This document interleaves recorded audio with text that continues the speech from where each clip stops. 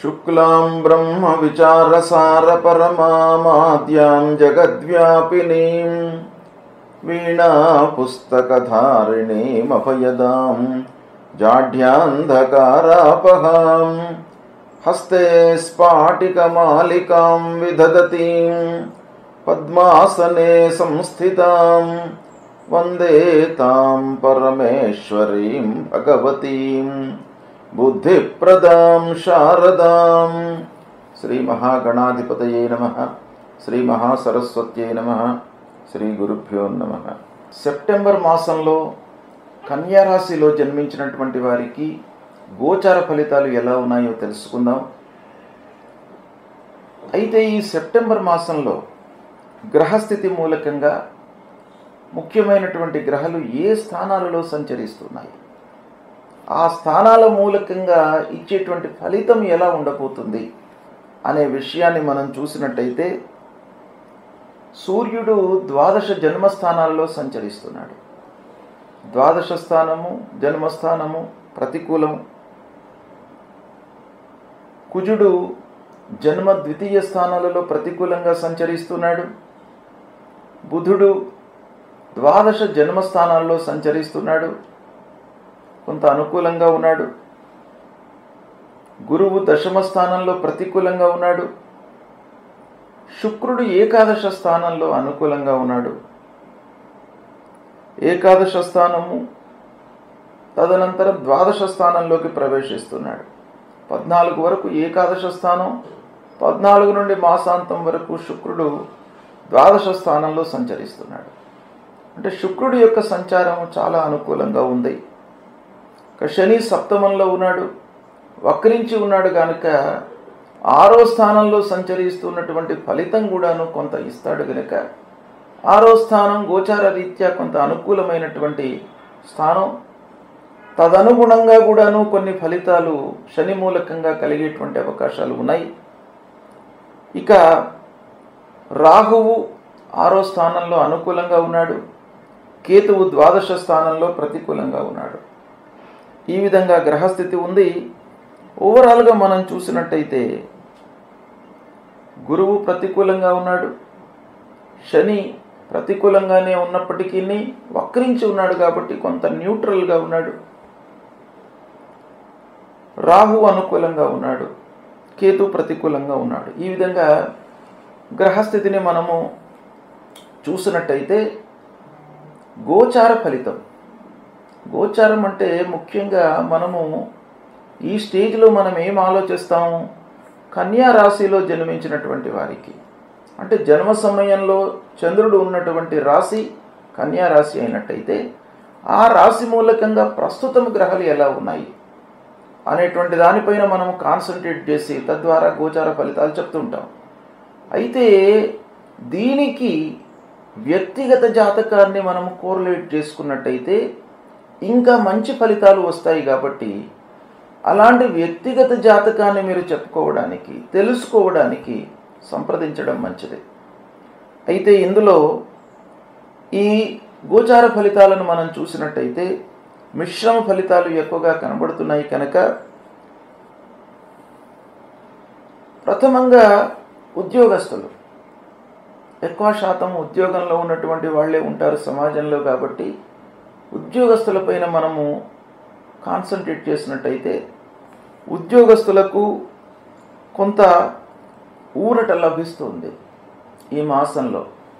అంటే సమస్యలు ఉన్నాయి, ప్రాబ్లమ్స్ ఫేస్ చేస్తారు, అయినప్పటికీ కొంత ఊరట మట్టుకు కొంత స్వాంతన లభించేటువంటి అవకాశాలు ఉన్నాయి.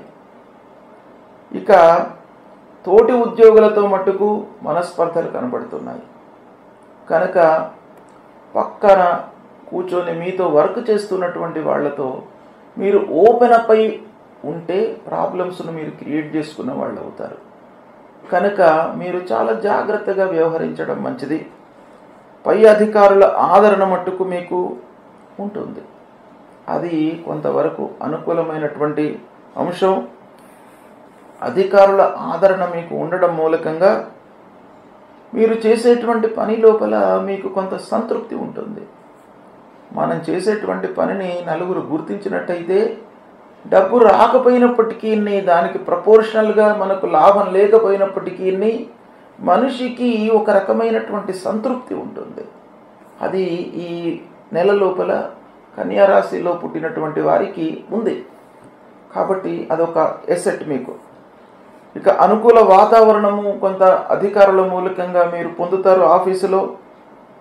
ఇంకొక పక్కన వృధా ఖర్చులు ఉన్నాయి.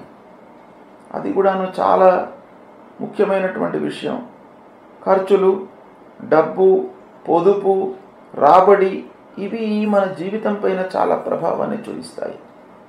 ఆ విషయాన్ని మనం చూసినట్టయితే శని ప్రభావము, సూర్యుడి యొక్క ప్రభావము బాగా ఉంది కనుక వృధా ఖర్చులు ఒక పక్కన కనబడుతున్నాయి. వాటిని నియంత్రించుకోవాలి. అయితే ఇందులో కూడాను ఖర్చులు ఉన్నప్పటికీ ఒక పాజిటివ్ విషయం ఏం కనబడుతుంది అనంటే అవసరానికి డబ్బులు మట్టుకు వస్తాయి. కొంత ఆలస్యమైనప్పటికీ అవసరానికి డబ్బులు వచ్చేటువంటి అవకాశాలు ఉన్నాయి కన్యారాశి జాతకులకు. ఈ సెప్టెంబర్ మాసంలో ప్రారంభించినటువంటి పనులలో విఘ్నాలు, అనుకోని ఆటంకాలు తలెత్తే అవకాశాలు ఉన్నాయి. ఊహించిన దానికంటే కూడాను సమయము ఎక్కువగా తీసుకుంటారు పనులు పూర్తి చేయడం లోపల. అంతేకాకుండా అనవసరమైనటువంటి ఆలోచనలను పక్కన పెట్టి పనులపైన మనస్సు నిలపడము ఈ మాసంలో చాలా అవసరం. అంటే మీరు చేసేటువంటి పనులపైననే మనస్సు నిలపండి. అనవసరమైనటువంటి విషయాలపై మనస్సు పెట్టకుండా ఉండడం మంచిది. అంటే సాధారణంగా మనం ఏం చేస్తాము, అన్యమనస్కంగా పనులు చేస్తూ ఉంటాం. ఒక పని చేస్తుంటాం, వేరేది ఆలోచిస్తూ ఉంటాం. మానవ సహజం.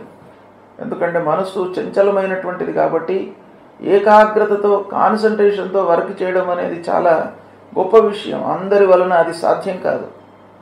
అయితే ఈ సమయం లోపల మీకు ఏకాగ్రత, మనస్సు నిలపడం అనేటువంటిది కన్యారాశి వారికి ఈ సెప్టెంబర్ మాసంలో అవసరము. ఇంటి వాతావరణం సానుకూలంగా ఉంటుంది. భార్యాపిల్లలతో సంతోషంగా ఉంటారు. కుటుంబ పెద్దల యొక్క సహాయ సహకారాలు మీకు బాగా అందుతాయి. పిల్లలకు కావలసినటువంటి పనులను చేసి పెడతారు. వాళ్లకు సంబంధించినటువంటి అన్ని పనులను కూడాను కూలంకషంగా ఆలోచించి వాళ్లకు ఒక మంచి భవిష్యత్తును ఏర్పాటు చేసేటువంటి యోచనలో ఉంటారు. మీరు వస్తువులను కొనుగోలు చేస్తారు. ఇంటికి కావలసినటువంటి అన్ని పనులు చేసి పెడతారు. ఆభరణాలను కొనేటువంటి అవకాశాలు ఉన్నాయి. విలువైనటువంటి వస్తువులను కొంటారు. కళాకారులకు, సంగీత, సాహిత్య, సినిమా రంగంలో ఉన్నటువంటి వారికి, సాఫ్ట్వేర్ రంగంలో ఉన్నటువంటి వారికి, మీడియా రంగంలో ఉన్నటువంటి వారికి కొత్త అవకాశాలు వచ్చే సమయం ఈ నెల. కాబట్టి దాన్ని సద్వినియోగపరచుకోండి. ఇక రాజకీయ పరంగా కొంత ఇబ్బందులు ఉన్నాయి. రాజకీయ పనుల లోపల ఆలస్యం గోచరిస్తుంది. అయితే కోర్టు పనులు మట్టుకు మీకు సకాలంలో, అంటే అనుకూలమైనటువంటి తీర్పులు రావడం మూలకంగా కొంత సంతృప్తిని పొందేటువంటి అవకాశాలు ఉన్నాయి. ఈ విధంగా కొన్ని విషయాలలో మంచి ఫలితాలు, కొన్ని విషయాలలో ప్రతికూలమైనటువంటి ఫలితాలు గోచరిస్తున్నాయి. అయితే ఇందులో వ్యక్తిగత జాతకాన్ని కూడాను మీరు క్రోడీకరించి, అంటే అన్వయించుకొని ఈ గోచార ఫలితాలను చూసుకున్నట్టయితే మీకు ఇంకా ఎక్యురసీ అనేటువంటిది ఎక్కువ మోతాదులో ఉండే అవకాశాలు ఉంటాయి. కాబట్టి ఓవరాల్గా మనం చూసినట్టయితే గోచార ఫలితాలు సంతృప్తికరంగానే ఉన్నాయి. మిశ్రమంగా ఉన్నప్పటికీ సంతృప్తికరంగానే ఉన్నాయి. కనుక వీటిని చెప్పినటువంటి విశ్లేషణను మీరు ఉపయోగించుకొని కార్యాచరణ చేసినట్టయితే సత్ఫలితాలను, కార్యసాఫల్యాన్ని పొందుతారు. గ్రహస్థితి ప్రతికూలంగా ఉన్నప్పుడు మనము కొన్ని పరిహారాలను చేసుకోవడము చాలా మంచిది.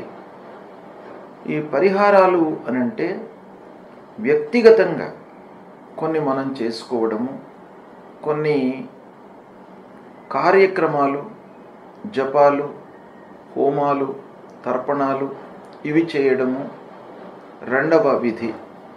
మొదటి కర్తవ్యము మనం చేసుకోవడం చాలా ముఖ్యమైనటువంటిది. రాశిపరంగా లేదా వ్యక్తిగత జాతకంలో గ్రహస్థితి ప్రతికూలంగా ఉన్నప్పుడు ఏ గ్రహాలు ప్రతికూలంగా ఉన్నప్పుడు ఏం చేసుకోవాలి అనేటువంటి విషయాన్ని మీకు తెలియజేస్తాను.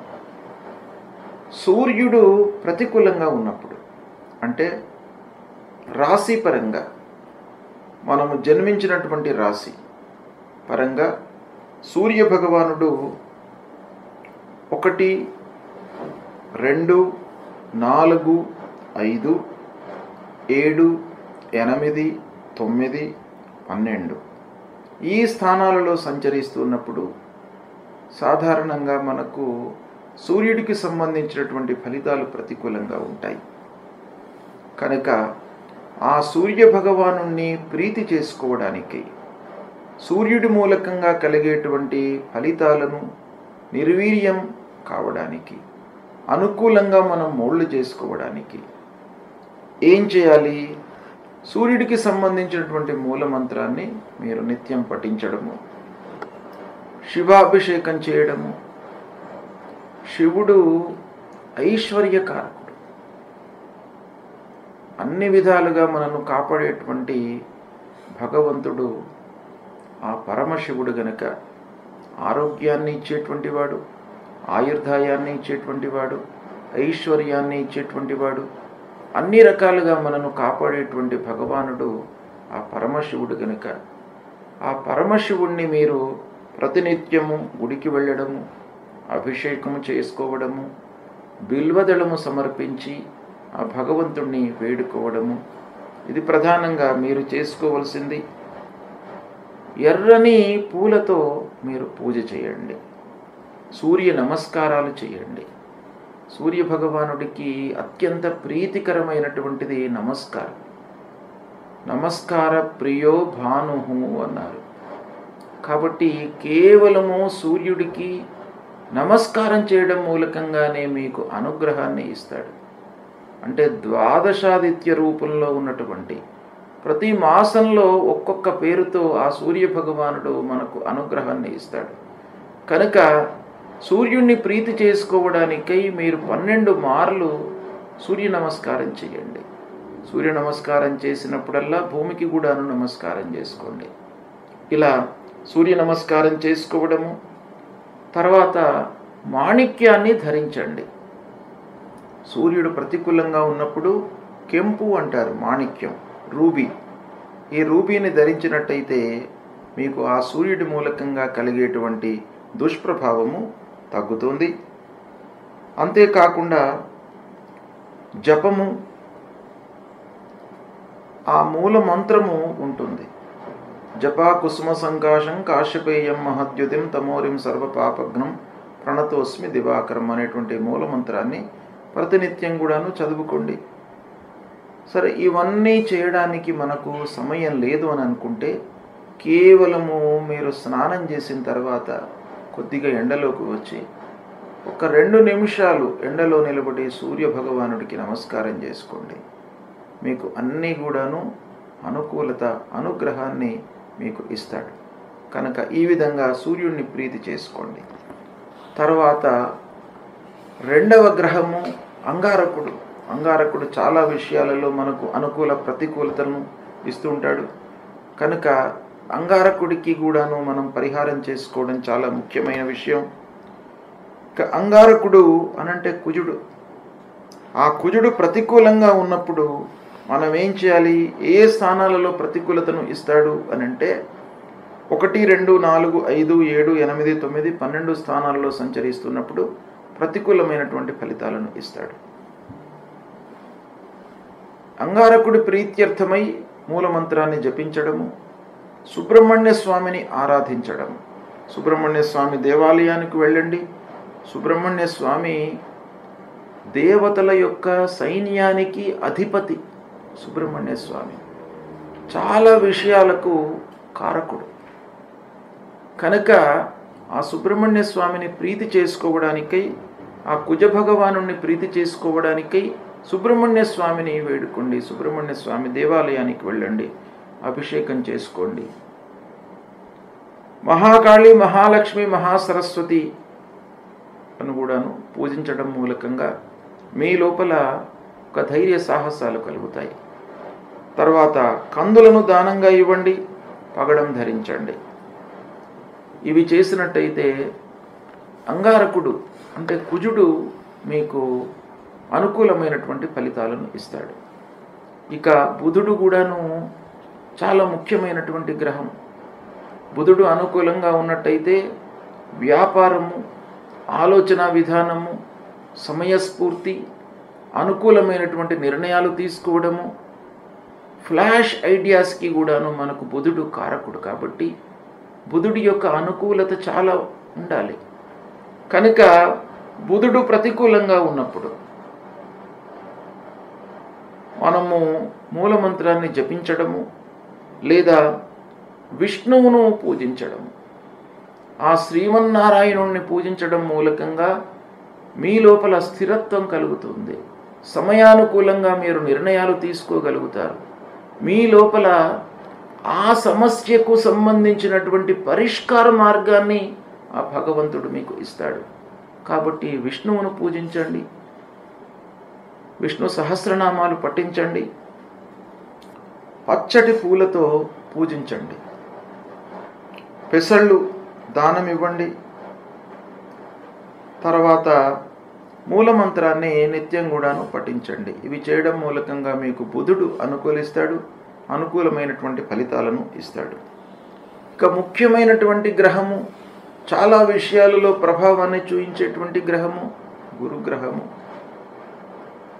ఈ గురువు అనుకూలంగా ఉన్నట్టయితే అద్భుతాలు జరుగుతాయి, ప్రతికూలంగా ఉన్నట్టయితే మీకు ఆలస్యము, ఆటంకాలు, సమయానికి కాకపోవడము, మధ్యలో వదిలిపెట్టడము, ఇలాంటివి ఎన్నెన్నో మీకు ఇబ్బందులకు కారకుడు గురువు. కాబట్టి ఆ గురువు ప్రీతి కొరకై, గురువును ప్రీతి చేసుకోవడానికై మూలమంత్రాన్ని పఠించండి. దేవానాంచ ఋషీణాంచ గురుం కాంచన సన్నిభం వందనీయం త్రిలోకానం తం నమామి బృహస్పతిం అనేటువంటి మూలమంత్రాన్ని పఠించండి.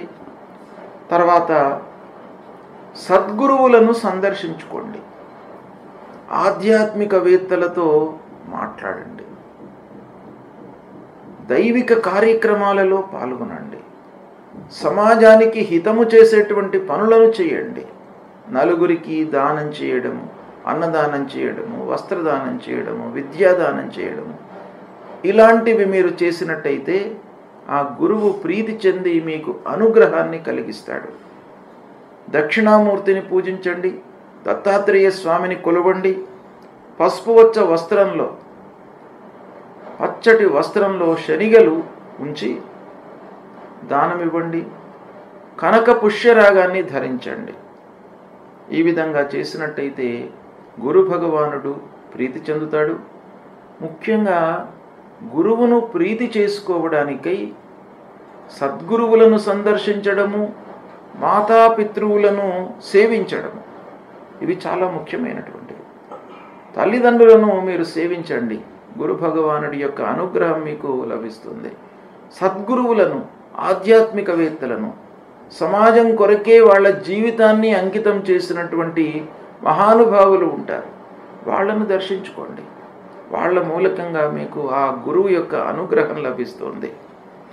ఇక శుక్రుడు మనకు ఆనందాన్ని, సౌఖ్యాన్ని, కావలసినటువంటి వస్తువులను, వస్త్రాలను, ప్రశాంతతను ఇచ్చేటువంటి గ్రహము శుక్రగ్రహము.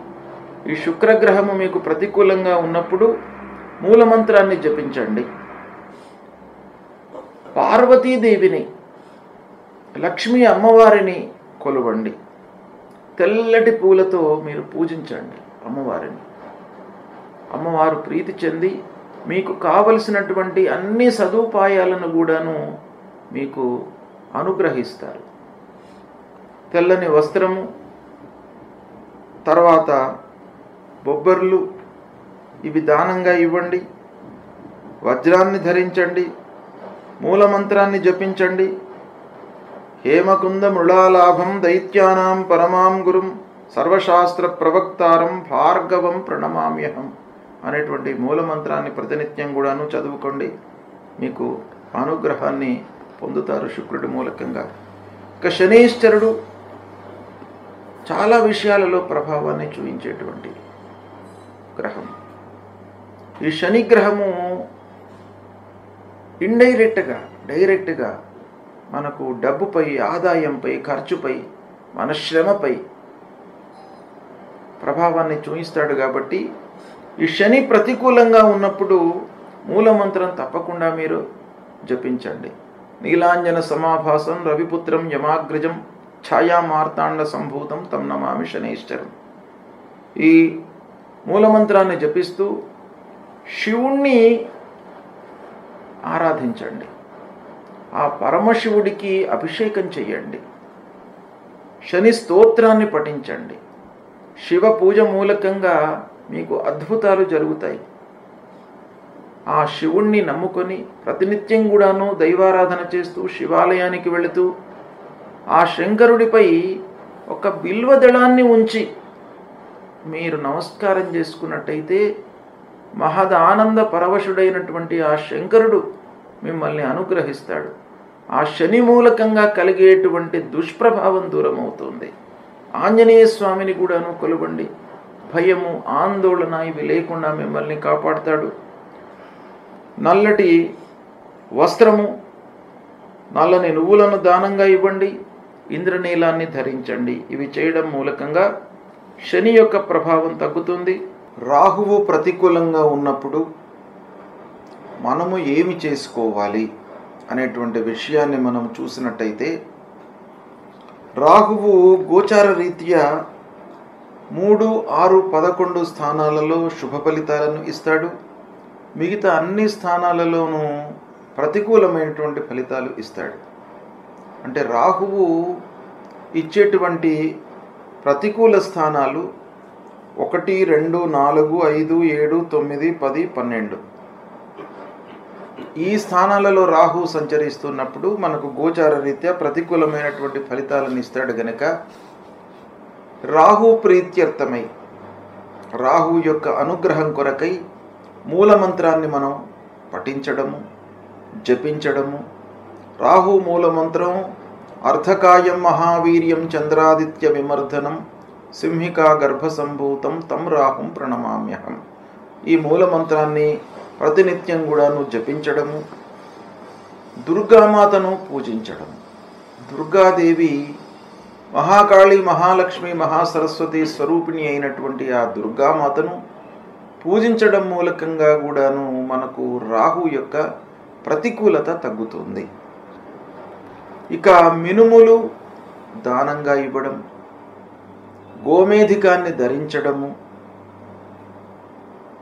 ఇవి చేసినట్టయితే రాహు మూలకంగా కలిగేటువంటి దుష్ప్రభావము తగ్గి మంచి ఫలితాలను పొందేటువంటి అవకాశము ఉంటుంది. కాబట్టి ఇవి దానము, పారాయణము, జపము, దానము ఇవి ఇవ్వడం మూలకంగా మనకు మంచి జరుగుతుంది గనక ముందుగా మీరు చేయవలసినటువంటిది అమ్మవారిని ప్రతినిత్యం కూడాను దర్శనం చేసుకోండి. అమ్మవారిని దర్శనం చేసుకున్నట్టయితే దుర్గే స్మృత హరతి భీతిమశేష జంతో స్వస్థై స్మృత మతిమతీవ శుభాం దదాతి అని అన్నారు. కాబట్టి దుర్గాదేవిని మీరు దర్శించడం మూలకంగానే మీ లోపల ఉన్నటువంటి భయాలు, ఆందోళనలు, మానసిక వికలత ఇవన్నీ కూడాను దూరమైపోతాయి. కనుక అమ్మవారిని ప్రతినిత్యం కూడాను దర్శించండి, పూజించండి. ఇక కేతువు ప్రతికూలంగా ఉన్నప్పుడు కేతువు కూడాను 1, 2, 4, 5, 7, 9, 10, 12 స్థానాల్లో సంచరిస్తున్నప్పుడు ప్రతికూలమైనటువంటి ఫలితాలను ఇస్తాడు. కనుక కేతు ప్రీత్యర్థమై జపము అంటే మూలమంత్ర జపము చేయడము, హలాష పుష్ప సంకాశం తారకా గ్రహమస్తకం రౌద్రం రుద్రాత్మకం ఘోరం తం కేతుం ప్రణమామ్యహం అనేటువంటి మూలమంత్రాన్ని ప్రతినిత్యం కూడాను చదువుకోవడము, గణపతిని పూజించడము. కేతువుకు సంబంధించినటువంటి అధిష్టాన దేవత గణపతి, విఘ్నాధిపతి. మనకు విఘ్నాలు రాకుండా మన జ్ఞానము సన్మార్గంలో ప్రయాణించేటట్టుగా మంచి ఆలోచనలు రావడానికి, సమయస్ఫూర్తితో మనము నిర్ణయాలు తీసుకోవడానికి గణపతి ఆరాధన అనేటువంటిది చాలా ముఖ్యమైనటువంటిది. ఈ గణపతిని ఆరాధించినట్టయితే, గణపతిని పూజించినట్టయితే మీకు తప్పకుండా ఈ కేతు మూలకంగా కలిగేటువంటి దుష్ప్రభావము తగ్గుతుంది. ఉలవలు దానంగా ఇవ్వండి, వైడూర్యాన్ని ధరించండి. ఇవి చేయలేనటువంటి వాళ్ళు కేతువుకు సంబంధించినటువంటి స్తోత్రం ఉంటుంది. ఆ స్తోత్రం ప్రతినిత్యం కూడాను మీరు పఠించినా కూడాను మీకు కేతువు మూలకంగా కలిగేటువంటి దుష్ప్రభావం దూరమవుతుంది, అనుకూల ఫలితాలు ఉంటాయి. ఈ విధంగా ఈ గ్రహాలకు చెప్పబడినటువంటి పూజలు, దానాదులు, నవరత్నాలు ధరించడము, వీటి మూలకంగా మీకు అనుగ్రహం లభిస్తుంది. ముందు దేవతా అనుగ్రహం కొరకై దేవాలయానికి వెళ్ళండి, సద్గురువులను దర్శించుకోండి. ఇవి దర్శించుకున్నట్టయితే మీకు ఈ దుష్ప్రభావం దూరం అవుతుంది, మంచి ఫలితాలు కలుగుతాయి. సెప్టెంబర్ మాసంలో ముఖ్యమైనటువంటి పండుగల గురించి తెలియజేస్తాను. 1వ తారీఖు 1 సెప్టెంబర్ సోమవారం అదుఃఖ నవమి. అంటే ఈ నవమి రోజున నందాదేవిని పూజించడం మూలకంగా, అంటే సంతోషాన్ని మనకు ఇచ్చేటువంటి అమ్మవారు నందాదేవి. ఈ నందాదేవిని పూజించడం మూలకంగా మనకు జీవితంలో దుఃఖాలు మన దరి చేరకుండా ఉంటాయి అనేటువంటిది శాస్త్రం చెప్తోంది. కనుక అందరూ కూడాను నందాదేవిని పూజించడం మూలకంగా సుఖ సంతోషాలు మీ జీవితంలో కలుగుతాయి. కనుక ఈ రోజున అమ్మవారి పూజ చేయండి. ఇక 2వ తారీఖు నాడు మంగళవారం జ్యేష్ఠ గౌరీ విసర్జనం. అంటే జ్యేష్ఠ గౌరీని మనం ఆవాహన చేసి పూజించి ఈ రోజున విసర్జన చేయడం జరుగుతుంది. లక్ష్మీ జ్యేష్ఠ వీళ్ళిద్దరు కూడాను మన సాంప్రదాయం ప్రకారంగా, హిందూ సాంప్రదాయం ప్రకారంగా ఒకరు మనకు ధనాన్ని, కావలసినటువంటి స్థితిగతులను ఇచ్చేటువంటి వాళ్ళు, ఒకరు మనకు దుఃఖాన్ని కలిగించేటువంటి వాళ్ళు, కష్టాలను కలిగించేటువంటి వాళ్ళు. వీళ్ళిద్దరిని కూడాను మనం పూజిస్తాం మన శాస్త్రం ప్రకారంగా. కనుక మహాలక్ష్మి వ్రతారంభము గత మాసంలోనే 31 ఆగస్టు రోజున ప్రారంభమయ్యి 1వ తారీఖున ఈ సెప్టెంబర్ మాసంలో గౌరీదేవిని పూజించడము, జ్యేష్ఠ గౌరీ, జ్యేష్ఠ రూపంలో ఉన్నటువంటి గౌరీదేవిని పూజించడము, 2వ తారీఖు నాడు ఆ గౌరీమాతను, జ్యేష్ఠ రూపంలో ఉన్నటువంటి గౌరీమాతను పూజించి విసర్జించడం. ఇది ఈ 3 రోజుల కార్యక్రమం అన్నమాట. దీని మూలకంగా కూడాను మనకు అనర్థాలు జరగకుండా ఉంటాయి. లక్ష్మి రావడము, వచ్చినటువంటి లక్ష్మి మనకు స్థిరంగా ఉండడానికి ఇది ఈ పూజా విధానము, ఈ ఆరాధన ఉపయోగపడుతుంది. ఇక 3వ తారీఖు బుధవారం సర్వేషాం పరివర్తిని ఏకాదశి. ఈ ఏకాదశి చాతుర్మాస్యాల లోపల వస్తుంది. మనకు భాద్రపద మాసంలో వచ్చేటువంటి ఏకాదశి చాలా పరివర్తనను తీసుకువస్తుంది మన జీవితంలో. కనుకనే ఈ ఏకాదశికి పరివర్తన ఏకాదశి అని మనకు శాస్త్రంలో చెప్పబడి ఉంది. అంటే ఈ ఏకాదశి రోజున ఉపవాసం చేసి ద్వాదశి రోజున పారణ చేసినట్టయితే మనకు మన జీవితం లోపల పరివర్తన జరుగుతుంది. అంటే అంతకు ముందు ఉన్నటువంటి విధానం నుండి ఒక సుఖమయమైనటువంటి జీవిత విధానంలోకి మీరు పరివర్తన చెందడానికి ఈ ఏకాదశి అనేటువంటిది మీకు ఉపయోగపడుతుంది. కనుక దీన్ని మీరు ఆచరించండి. ఇక 4వ తారీఖు గురువారం వామన జయంతి. వామన జయంతి, వామనుడు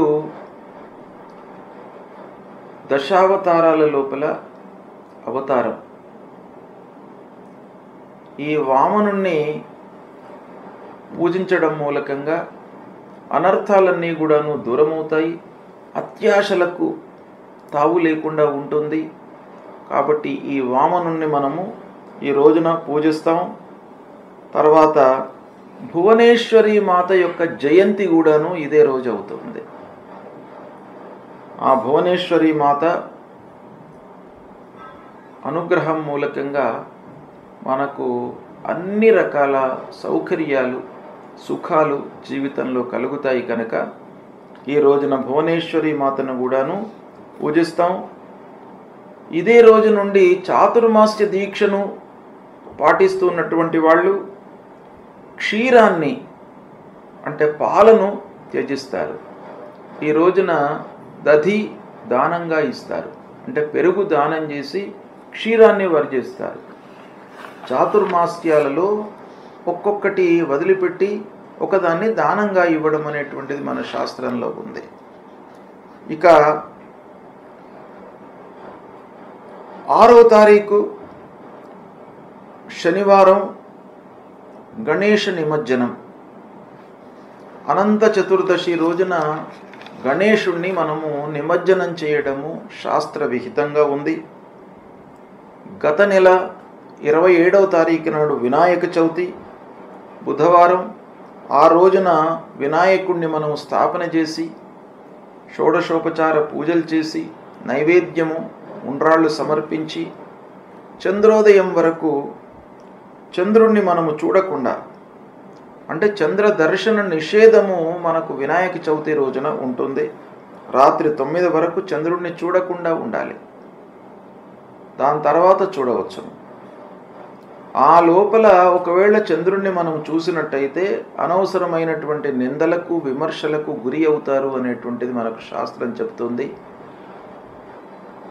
ఆ రోజున మనము స్థాపన చేసినటువంటి వినాయకుడిని ప్రతినిత్యం కూడాను షోడశోపచార పూజ చేసి నైవేద్యము సమర్పించి ఆ గణపతి విఘ్నరాజు యొక్క అనుగ్రహాన్ని పొంది మళ్ళీ గణేశుణ్ణి 6వ తారీఖు శనివారం రోజున నిమజ్జనం చేయడం అనేటువంటిది మన శాస్త్రంలో ఉంది.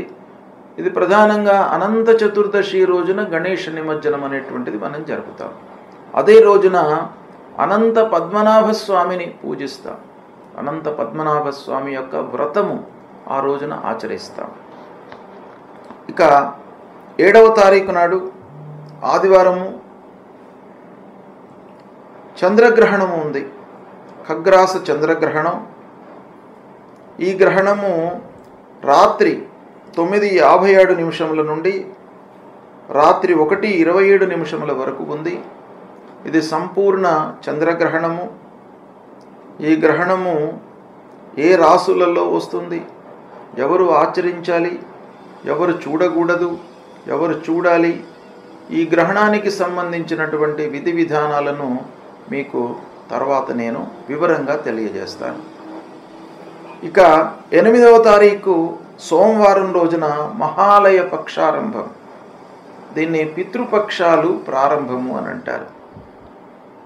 అంటే మనను పెంచి పెద్ద చేసి మనకు జీవితాన్ని జన్మను ప్రసాదించినటువంటి తల్లిదండ్రులకు వారిని ఉద్దేశించి వాళ్ళు జన్మ మనకు ఇవ్వడం మూలకంగా మనము ఈ స్థితిలో ఉన్నాం కనుక తల్లిదండ్రులు జీవించి ఉన్నంత వరకు వాళ్లకు సపర్యలు చేస్తూ దేహత్యాగం చేసిన తర్వాత వాళ్ళ విషయమై తర్పణాలు, పిండ ప్రదానాలు, దానాదులు ఇవన్నీ కూడాను చేయడము ఈ మహాలయ పక్షం లోపల మనకు శాస్త్రం చెప్పింది కనుక మహాలయ పక్షారంభము 8వ తారీఖు సోమవారం నాడు ప్రారంభమవుతుంది. ఇక 10వ తారీఖు బుధవారం సంకష్టహర చతుర్థి. అన్ని కష్టాలను దూరం చేసేటువంటి ఆ మహాగణాధిపతికి ఈ రోజున ఉపవాసము ఉండి రాత్రి 8:14 వరకు ఉపవాసాన్ని ఆచరించి తదనంతరము భోజనం చేయడం ద్వారా ఆ గణపతి సంతృప్తి చెంది మీకు కష్టాలు కలగకుండా చూస్తాడు, అనుగ్రహిస్తాడు. కనుక సంకష్టహర చతుర్థి వ్రతాన్ని ఆచరించండి. ఇక తరువాత మళ్ళీ ముఖ్యమైనటువంటి పండుగ 19వ తారీఖు శుక్రవారం మాస శివరాత్రి. ప్రతి మాసం లోపల కూడాను అమావాస్య కంటే ముందు పరమశివుడికి అత్యంత ప్రీతికరమైనటువంటి రోజు మహాశివరాత్రి. అందులో ప్రతి నెలకొక్కసారి వచ్చేటువంటిది మాస శివరాత్రి. ప్రతి మాసంలో అమావాస్య కంటే ముందు వస్తుంది కనుక మాస శివరాత్రి అన్నాం.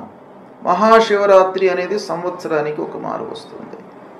అయితే ఈ మాస శివరాత్రి రోజున ప్రదోషకాలం వరకు ఉపవాసం చేసి ప్రదోషకాలంలో శివుడికి ఆ పరమశివుణ్ణి అభిషేకించేసి బిల్వదళము సమర్పించి మనము భోజనం చేసినట్టయితే ఆ పరమశివుడు సంతృప్తి చెంది మనకు ఐశ్వర్యాన్ని ప్రసాదిస్తాడు అనేటువంటి శాస్త్రం చెప్తుంది కనుక ప్రతి మాస శివరాత్రి రోజున మీరు శివాలయానికి వెళ్ళండి, శివుణ్ణి దర్శించుకోండి, వీలైతే అభిషేకం చేయండి, లేదా అభిషేచనం చేసేటువంటి కార్యక్రమంలో పాల్గొనండి, అన్నదానం చేయండి.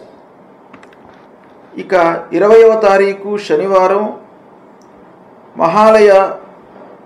మహాలయాంతర్గతంగా ఒక ప్రత్యేకమైనటువంటి దినం.